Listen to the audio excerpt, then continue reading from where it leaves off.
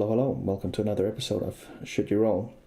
Today I will be reviewing the Guaranteed 5-star summoning campaign coming this New Year's. For 30 paid quartz, that means you have to buy quartz that say paid quartz in the summoning menu. You'll need 30 of those.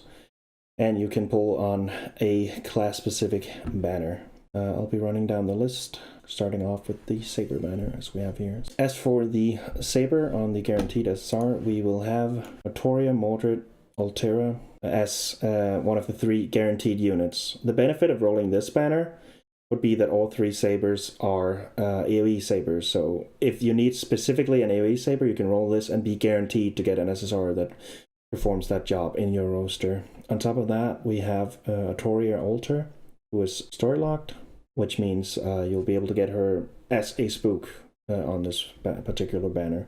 Outside of that, we have Lancelot, which is a great single target Lancer. If you need one of those, he'll be a chance on this banner as well as Bedivere, who we got for clearing Camelot. He's regularly story locked, but he's also on this banner. So if you look into one of those for single target, or you just need an AoE, Saber banner is the banner for you. As for archers, we will have Orion, Nikola Tesla, Arjuna as the guaranteed unit on air.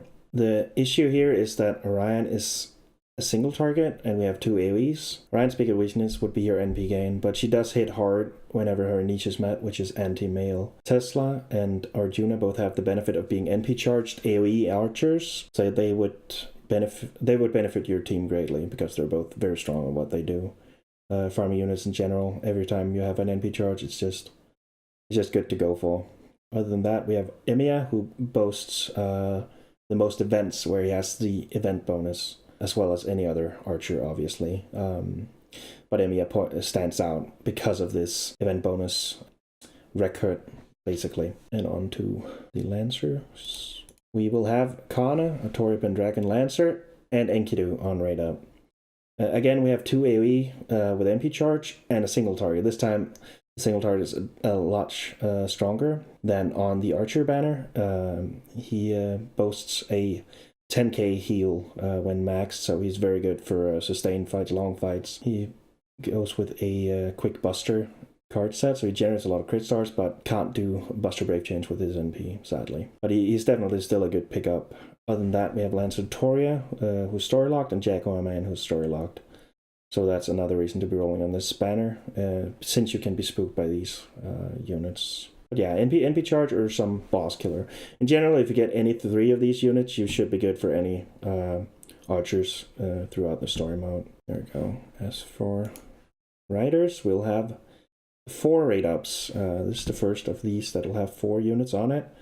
We have Drake, Ozymandias, Maeve, Quetzalcoatl on raid up. These are very specified rider units, so if you wanted to roll this banner, it would be because you like the characters more than because your account needed something specific. Francis Drake is a great farming unit, just like the 2 Lancers and 2 Archers from the previous banners. Other than that, we have Stolfo, Anbon Marion Reed, Marion Twinette, and Saint Martha, but none of these units are limited. You can get them at any time when rolling, so that part of choosing this wouldn't sway you. It would only be the AoE from Francis Drake, great farmer. Ozymandias support, definitely the best unit to have with the Mona Lisa craft essence for your support list, if you just want to go for pure gameplay. Maeve is a male support, but she also does hit great as a anti-male unit. And Quetzalcoatl is a very, very strong crit buster rider that we have been looking into the past couple of episodes. As for casters, this is probably the most sought after banner. We have Tamo, Waver, and Sansang. We have 2 strong supports. Tamo and Waver are both considered part of the big 4 supports. So you have a 2 in a 3 chance to getting one of those strong supports. Purely gameplay oriented. Waver is the friend point magnet. Even with Merlin released, the most friend points you can get on your support list is from a Waver.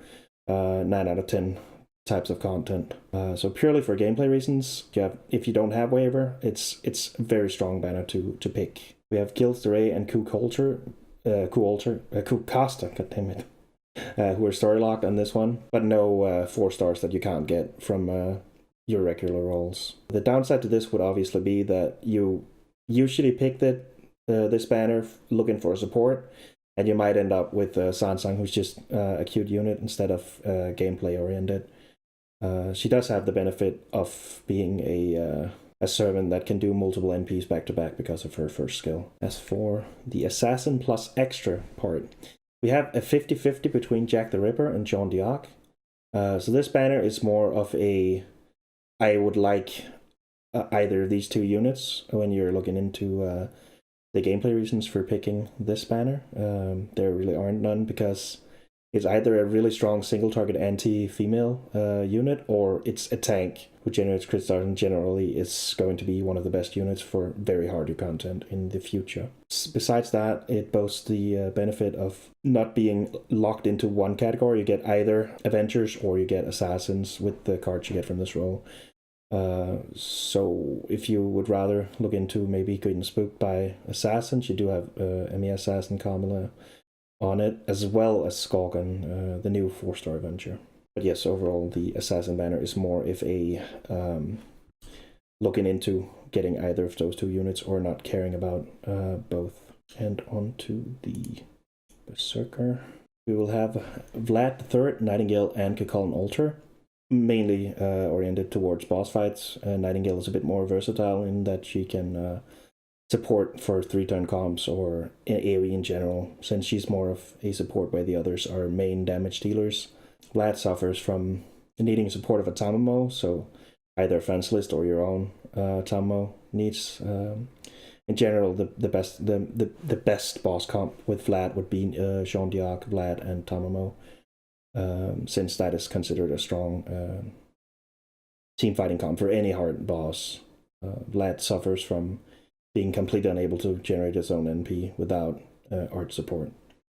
That is why you want Tamamo. Nightingale is a bit more versatile, as I said, fairly support oriented, but she does pack a punch. So if you ended up getting her while looking for the two others, you could still look into using her as a damage dealer with her second skill, as well as an Art of Death craft essence. But that's obviously only against humanoid enemies. Cucullin Altar is Heracles, basically. Not as tanky as Heracles at Bond 10, but he's way easier to get around to using because of his evade that you can just use whenever it's off cooldown. Off of this banner, you also get the chance of Heracles, the best 4-star in the game, Lancelot Berserker, good farmer, Frankenstein, Tommo, all 3 good farmers, and then Beowulf and Ibaraki. Doji are basically 2 of the same units, just with different sprites, but no locked units per se, besides Cucullin Altar. And that will conclude my review of the SSR banner. Thanks for watching.